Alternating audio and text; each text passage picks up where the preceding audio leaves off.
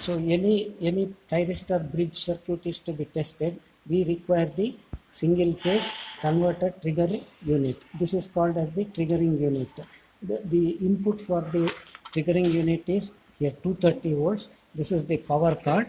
Power card is to be connected to the power supply so that power is getting extended to the single phase converter trigger unit.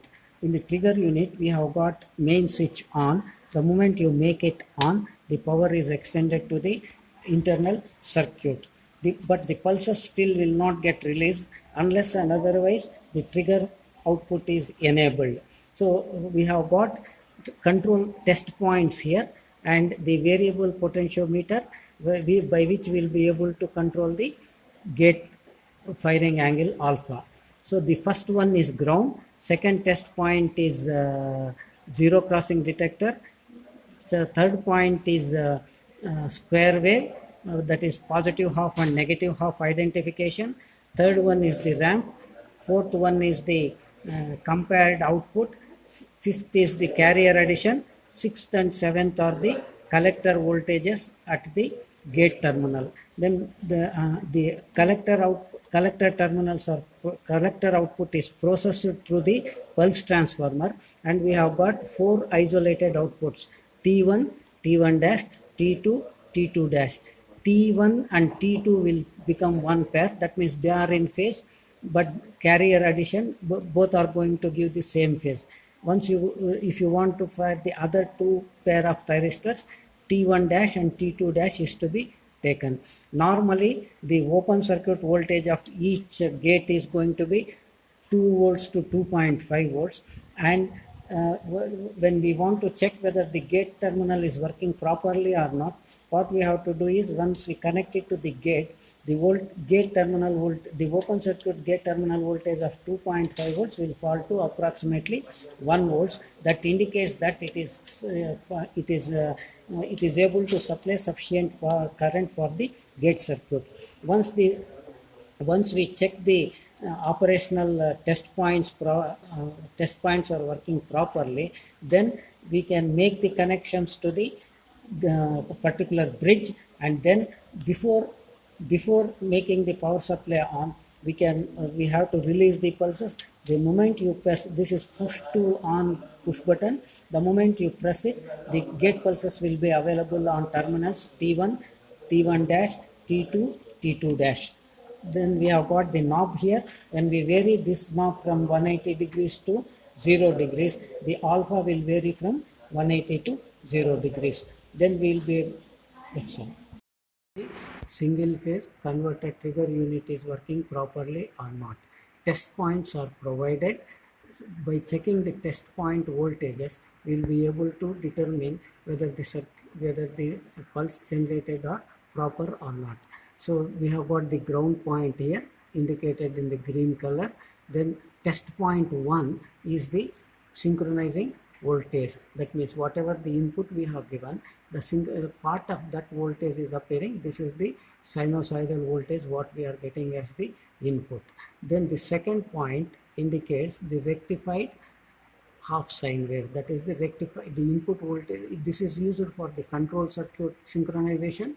The input AC is rectified into half wave full wave rectifier, and full wave rectifier output is available at this point. Then we get the zero crossing detector, because we have to synchronize the whole input gate pulsing with reference to the zero crossing of the input sine wave. So this gives the zero crossing detector output. That means at every zero crossing of the input sine wave, we get 1 pulse. This will reset the ramp. The ramp used in the circuit is this. So the ramp is raised to a high value and it will fall from there to 0. Now the signal generated by the DC voltage generated by the firing angle control unit is compared with the ramp, and the compared output is available at test pin 5. This is the test pin output.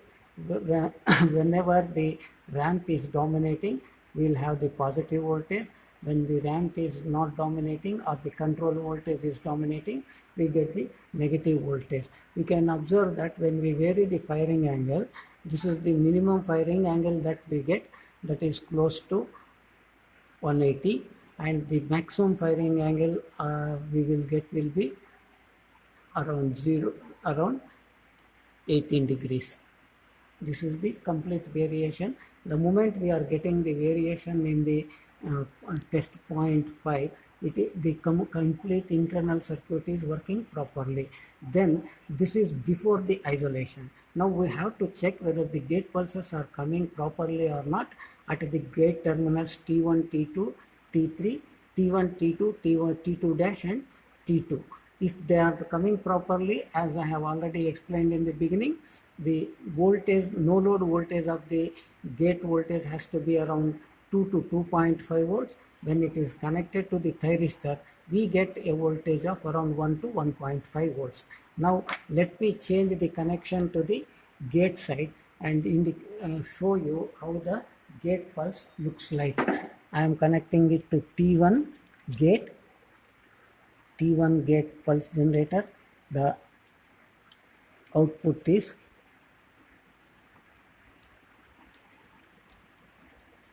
around 2 volts. Around 2 volts. Connect again.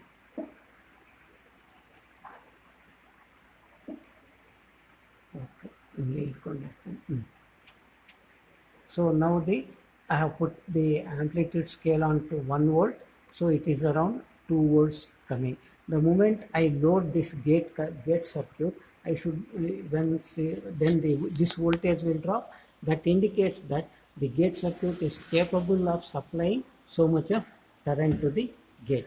That means the gate is working properly. Gate firing module is working properly.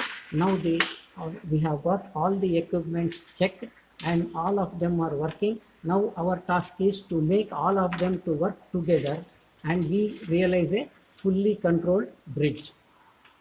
Let me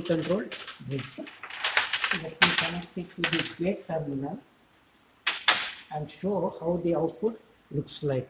The gate I have got here, and then I will connect it to the thyristor.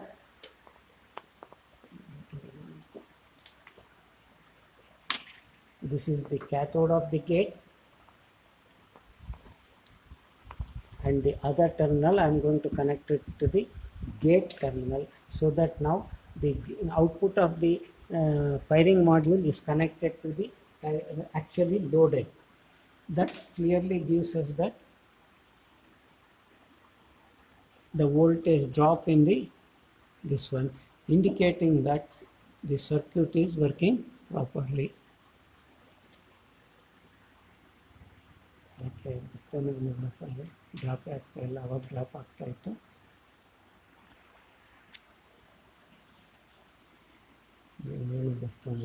Just the voltage will rise. The moment I connect it, the voltage is dropping. That indicates that the circuit is working properly. That's all.